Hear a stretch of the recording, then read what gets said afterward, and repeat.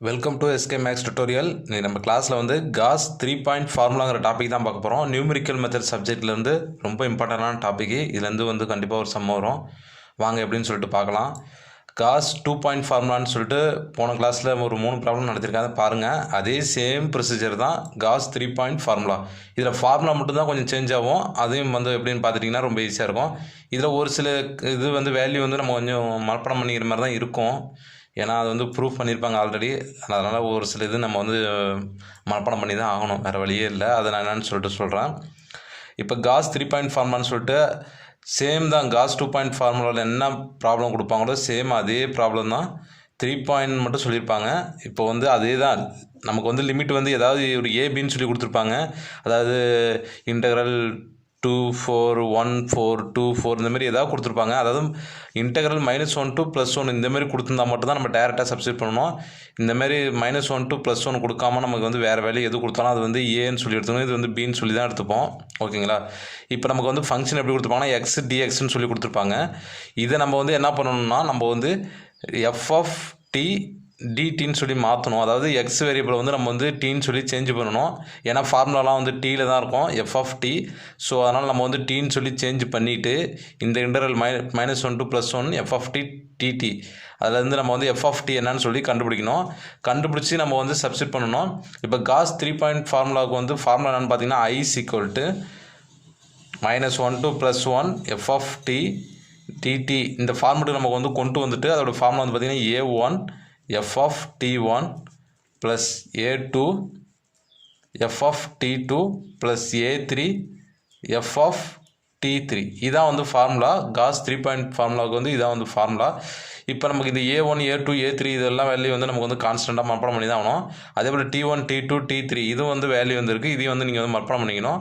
இந்த வேல்யூலாம் நீங்கள் மனப்பாடம் பண்ணிட்டீங்கன்னா நம்ம கண்டுபிடிக்கிற இந்த f(t) நம்ம கண்டுபிடிக்கிறோம்ல, இந்த f(t) கண்டுபிடிச்ச வேல்யூவில் இங்கே இருக்கிற இந்த t1 t2 t3 இந்த வேல்யூலாம் சப்ஸ்டிட் பண்ணி நம்ம வந்து கூட்டிட்டோம்னா அதான் வந்து ஆன்சரு. ரொம்ப ஈஸியாக தான் இருக்கும். இப்போ a1 a3 இது ரெண்டுக்குமே வந்து வேல்யூ வந்து பார்த்தீங்கன்னா 0.5555 இதான் வந்து வேல்யூ a1க்கு a3க்கு. அப்போ a2க்கு என்னென்னு பார்த்தீங்கன்னா 0.888848 வந்துடும். ஓகேங்களா? இந்த வேலையை நல்லா ஞாபகம் வச்சுங்க. இது மனப்பாடம் பண்ணி தான் ஆகணும், வேறு வழியே கிடையாது. a1க்கும் a3க்கும் 0.45 வந்துடும். அதே போல் a2க்கு வந்து 0.48 வந்துடும். ஓகேங்களா? நெக்ஸ்ட்டு வந்து t1 t2 t3 அதுக்கு வந்து வேல்யூ இருக்குது. இப்போ t1ஓட வேல்யூ வந்து பார்த்திங்கன்னா -0.7577745 இது வந்து t1ஓட வேல்யூ. t2 வந்து பார்த்திங்கன்னா 0. ஓகேங்களா? அதே போல் t3 வந்து பார்த்திங்கன்னா இங்கே மைனஸில் வந்தது, இங்கே வந்து ப்ளஸில் வந்து 0.7745. ஸோ இந்த வேல்யூ நீங்கள் வந்து மனப்பாடம் பண்ணி தான் ஆகணும், வேறு வழியே இல்லை. இப்போ இந்த ரெண்டு வேல்யூ நீங்கள் வந்து மனப்பாடம் பண்ணிக்கிட்டால் தான் இதெல்லாம் நீங்கள் எடுத்துகிட்டு f(t) கண்டுபிடிச்சிருப்பீங்க. இதை உள்ளே எடுத்துகிட்டு போய்ட்டு இதை மல்டிப்ளை பண்ணி நம்ம வந்து ஆன்சர் வந்து சால்வ் பண்ண முடியும். காஸ் 3 பாயிண்ட் ஃபார்முலான்னு பார்த்தீங்கன்னா இது மட்டும்தான். இதில் வந்து காஸ் 2 பாயிண்ட் ஃபார்முலாவில் வந்து நம்ம வந்து x = a + b / 2 + b - a / 2 × tன்னு போட்டுருப்போமா. இங்கே வந்து என்னென்னு பார்த்தீங்கன்னா இதில் வந்து x = இந்த b + a வந்துடும் /2. அதாவது இது மட்டும் தான் சேஞ்ச் ஆகும். மீதி ரிமைனிங் எவ்வளோ b - a /2 × t இதெல்லாம் சேமாக வரும். இந்த b மட்டும் முன்னாடி வரும், a பின்னாடி போயிடும். இதில் ஒன்றும் பிரச்சனை இல்லை, நம்ம இதே சேம் ஃபார்முலா மாதிரி தான். ஆனால் 3 பாயிண்ட்டுக்கு வந்து இந்த ஃபார்முலா பார்த்துங்க, சேம் வேல்யூ தான் வரும். ஏன்னா இங்கே a + bனாலும் கூட்ட தான் போகிறோம், b + aனாலும் கூட்ட தான் போகிறோம், சேம் தான் வரப்போகுது. இருந்தாலும் இந்த 3 பாயிண்ட்னா இது ஒரு ஞாபகம் வச்சுங்க, 2 பாயிண்ட்னா இது ஞாபகம் வச்சுங்க. ஓகேங்களா? இப்போ அவங்க டேரெக்டாக ப்ராப்ளத்துக்குள்ளே போயிடலாம். ஒரு ப்ராப்ளம் கொடுத்துருக்காங்க. இது நான் வந்து 2 பாயிண்ட் ஃபார்முலாவில் இந்த ப்ராப்ளம் சேம் நடத்திட்டேன். அதை பார்த்துட்டு இப்போ 3 பாயிண்ட் ப்ராப்ளத்தில் பாயிண்ட் ஃபார்முலாவில் கேட்டாங்கன்னா எப்படின்னு சொல்லிட்டு பார்க்க போகிறோம். சொல்யூஷன் நமக்கு என்ன ப்ராப்ளம் கொடுத்துருக்காங்க, லிமிட் 1 to 2 1/x × dx இந்த இதில் கொடுத்துருக்காங்க. அப்போ இதிலேருந்து நம்ம வந்து என்ன கண்டுபிடிக்க போகிறோம், ஏவோட வேல்யூ என்ன இருக்குங்க, a = 1 b = 2. அதான் நமக்கு வந்து லிமிட் வந்து -1 to +1 கொடுக்கல, அப்போ வேறு வேல்யூ கொடுத்துட்டாங்க. அப்போ ஏபின்னு சொல்லி எடுத்துங்க. இதுலேருந்து எக்ஸோட வேல்யூ நம்ம என்ன 1/x. ஓகேங்களா? இப்போ நம்ம இது வந்து என்ன பண்ண போகிறோம், transform the variable x to t. ஓகேங்களா?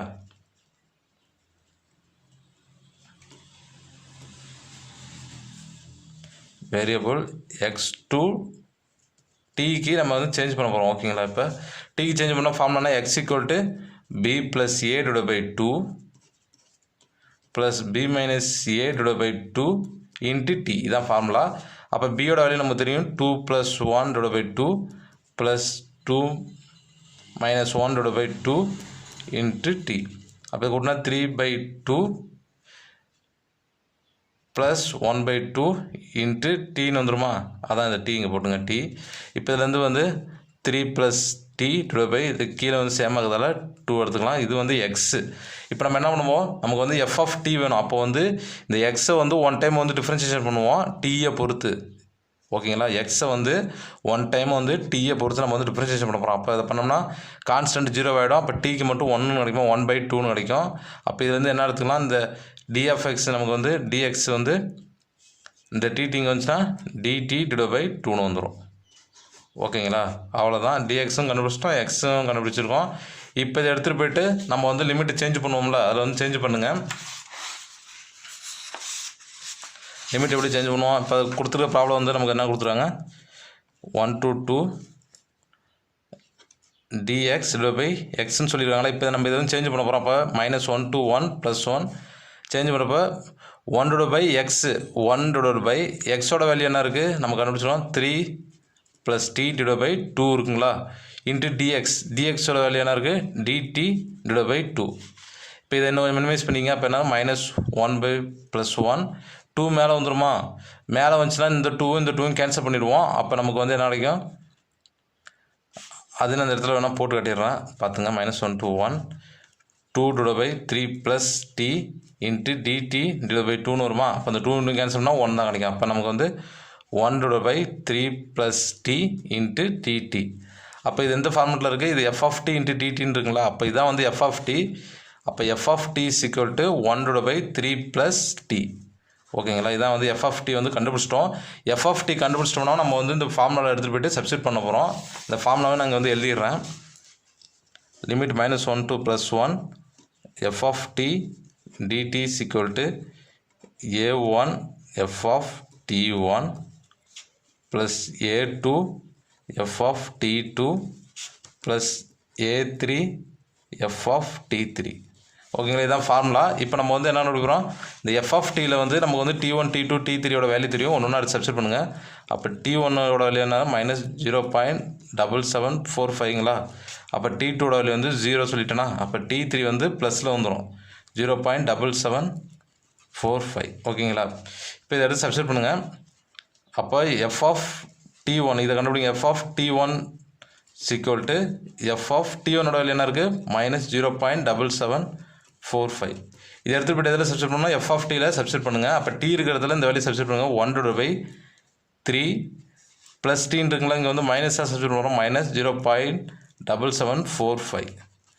அப்போ இதிலேருந்து மினிமைஸ் பண்ணால் கிடைக்கும் 1 டிவைட் பை 3 -0.7745. இது வந்து கால்குலேட்டரை போட்டு மினிமைஸ் பண்ணிங்கன்னா 0.4493 கிடைக்கும். ஓகேங்களா? FT1 கண்டுபிடிச்சாச்சு. இப்போ FT2 கண்டுபிடிக்க போகிறோம்.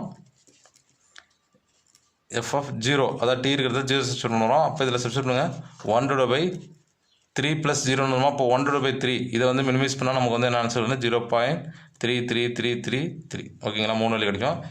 எஃப் ஆஃப் t3 இதில் வந்து ப்ளஸ்ஸில் வேல்யூ வருமா. அப்போ 0.7745 = இந்த எஃப் ஆஃப் டியில் சப்ஸ்டிட் பண்ணோம்னா நமக்கு வந்து 1 டிவைட் பை 3 + டியோட வேல்யூ இருக்குது 0.7745. அப்போ என்ன பண்ணுவோம் 1 டிவைட் பை 3 + 0.7745 இதை வந்து மினிமைஸ் கூட்டிக்கிட்டு நம்ம வந்து 1ஆல் டிவைட் பண்ணோம்னா நமக்கு வந்து 0.2649 கிடைக்கும். நான் வந்து ஆல்ரெடி கால்குலேட்டரில் போட்டேன். இது வந்து சிம்பிள் தான், நீங்கள் வந்து டிவைட் பண்ணுறதுலாம் ஈஸியாக போட்டுருவீங்க. இப்போ என்ன கண்டுபிடிக்க போகிறோம், இப்போ நம்ம அந்த கண்டுபிடிச்சிருக்க t1 t2 t3 இதெல்லாம் எடுத்துகிட்டு போய்ட்டு இப்போ இது வந்து ஈக்குவேஷன் நம்பர் 1ன்னு சொல்லி சப்ஸ்டிட் பண்ணிங்க. ஓகேங்களா? சும்மா இந்த கண்டுபிடிச்ச வேல்யூலாம் எடுத்துகிட்டு போய்ட்டு சப்ஸ்டிட் t1 t2 t3 இந்த F of t1 t2 t3 எல்லாம் எடுத்துகிட்டு போய்ட்டு ஈக்குவேஷன் நம்பர் 1ல் சப்ஸ்டிட் பண்ணுங்கள். ஈக்குவேஷன் 1ன்னு போட்டுங்க. நமக்கு ஆல்ரெடி சொல்லிட்டேன் நான் வந்து a1ஓட வேல்யூ நமக்கு தெரியும். a1ஓட வேல்யூவும் a3யோட வேல்யூவும் சேம்னு சொல்லிட்டேன் 0.55555. a2ஓட வேல்யூ மட்டும் 0.8888 கிடைக்கும். இப்போ எல்லா வேல்யூவும் நமக்கு தெரியும், எடுத்து சப்ஸ்டிட் பண்ணுங்கள். F of t1 f of t2 f of t3 3 value எடுத்து ஈக்குவேஷன் நம்பர் 1ல் சப்ஸ்டிட் பண்ணிங்கன்னா நமக்கு என்ன கிடைக்கும் -1 + 1 f of t டிடி சிக்கல் டு A1ஓட வேல்யூ என்ன இருக்குது 0.55555. எஃப் ஆஃப் T1ஓட வேல்யூ என்ன இருக்குது 0.4493. ஓகேங்களா. ப்ளஸ் A2ஓட வேல்யூ என்ன இருக்குது 0.8888. F2ஓட வேல்யூ வந்து எஃப் ஆஃப் T2ஓட வேல்யூ வந்து 0.3333. ப்ளஸ் A3ஓட வேல்யூ என்ன இருக்குது 0.5555. எஃப் ஆஃப் T3ஓட வேல்யூ வந்து 0.2649. ஓகேங்களா. நான் இது வந்து ஆல்ரெடி வந்து கால்குலேட்டரில் இது ரெண்டையும் மல்டிபிள் பண்ணிட்டு இதையும் மல்டிபிள் பண்ணிட்டு நான் வந்து கூட்டிட்டேன். கூட்டினா நமக்கு வந்து ஃபைனல் ஆன்சர் என்ன கிடைக்குன்னு பார்த்தீங்கன்னா -1 to +1 limit f of d t. இதை வந்து நம்ம வந்து ஐன்னு சொல்லலாம். ஐன்னு சொன்னாலும் காஸ் 3 பாயிண்ட் ஃபார்முலா தான். இதோட வந்து நான் வந்து கூட்டினோன்னா 0.6929 கிடைக்குது. இதான் வந்து ஆன்சர். ஓகேங்களா. காஸ் 3 பாயிண்ட் ஃபார்முலா வந்து 2 பாயிண்டோட மாதிரி தான் சேமு. அதுதான் ஈஸி தான். இதில் ஒன்றுமே கிடையாது. ஜஸ்ட்டு இந்த கான்செப்ட்லாம் நீங்கள் வந்து நல்லா ஞாபகம் வச்சுங்க. T1 T2 T3 இதை வேல்யூ தெரியணும். A1 A2 A3ஓட வேல்யூ நீங்கள் வந்து மனப்பாடம் பண்ணி தான் ஆகணும். ஃபார்முலாவை பார்த்துங்க. ஜஸ்ட்டு நீங்கள் வந்து கொடுத்துருக்க ப்ராப்ளத்தில் வந்து எஃப் ஆஃப் டி மட்டும்தான் கண்டுபிடிப்பீங்க. எஃப் ஆஃப் டி கண்டுபிடிச்சி நீங்கள் வந்து T1 T2 T3 இந்த வேல்யூ எடுத்து சப்ஸ்டிட் பண்ண போகிறீங்க. சப்ஸ்டிட் பண்ணால் நம்ம வந்து f of T1 T2 T3 கண்டுபிடிச்சிடலாம். இந்த கான்ஸ்டன்ட் A1 A2 A3ஓட வேல்யூலாம் நமக்கு தெரியும். அதெல்லாம் எடுத்து மல்டிபிள் பண்ணு. ஜஸ்ட்டு கூட்டினா மட்டும் போதும். அவ்வளோதான் ஆன்சரு. இந்த சம்மு கேட்டாங்கன்னா நீங்கள் வந்து ஈஸியாக நீங்கள் வந்து மார்க் எடுக்கலாம். இதில் பாருங்கள். இதில் ஏதாச்சும் டவுட் இருந்துச்சுன்னா கமெண்ட்டில் கேளுங்க. ஓகே, தேங்க்யூ ஃபார் வாட்சிங்.